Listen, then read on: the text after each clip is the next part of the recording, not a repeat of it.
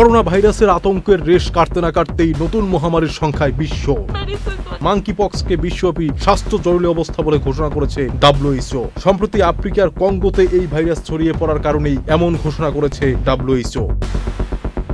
Mpox বা monkeypox 80-র দশকে প্রথমে খোঁজ মেলে এই ভাইরাসের। মূলত পশ্চিম ও মধ্য আফ্রিকার দেশগুলোতেই সীমাবদ্ধ ছিল এই ভাইরাস, কারণ মাঙ্কিপক্স পশুবাহিত রোগ, আর যে ধরনের পশুর শরীর থেকে এই রোগ ছড়ার আশঙ্কা রয়েছে তাদের বাস মূলত গ্রীষ্মপ্রধান এলাকায়। চিকেন পক্সে কেবল গায়ে রেশ কিংবা ফুসকুড়ি বেরোয়, কিন্তু মাঙ্কিপক্সের ক্ষেত্রে সারা গায়ের পাশাপাশি লাসিকা বাহকেও ছড়িয়ে পড়ে সংক্রমণ।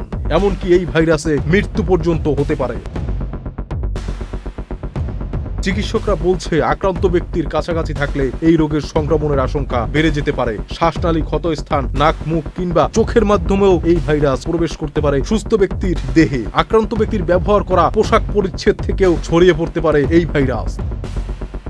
এর আগে 2022 সালে মাঙ্কিপক্সের বারবারন্তে গোটা বিশ্বে জরুরি অবস্থা ঘোষণা করেছিল WHO। তবে এরপর চলতি বছরের মে মাস থেকেই বিশ্বজুড়ে দাবানলের মতো ছড়িয়ে পড়েছে মাঙ্কিপক্স। WHO দেওয়া তথ্য অনুসারে আফ্রিকাতেই প্রায় 17,000-এর বেশি মানুষ আক্রান্ত হয়েছে। এখন পর্যন্ত এই রোগে মৃত্যুর পরিমাণ ছাড়িয়েছে 500-র গণ্ডি। এখন প্রশ্ন হচ্ছে, কতটা নিরাপদে আমি কিংবা আপনি?